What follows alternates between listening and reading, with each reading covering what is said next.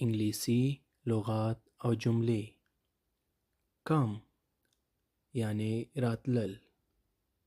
لومړی کم هیر دلته راشه. کم هیر دلته راشه. دوهم who is coming څوک راځي. who is coming څوک راځي. دریم come with me له ما سره راځه. come with me له ما سره راځه. څلورم they are not coming دوی نه راځي. they are not coming دوی نه راځي.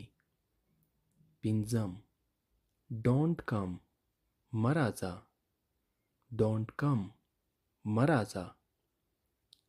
شپږم don't come again بیا مه راځه.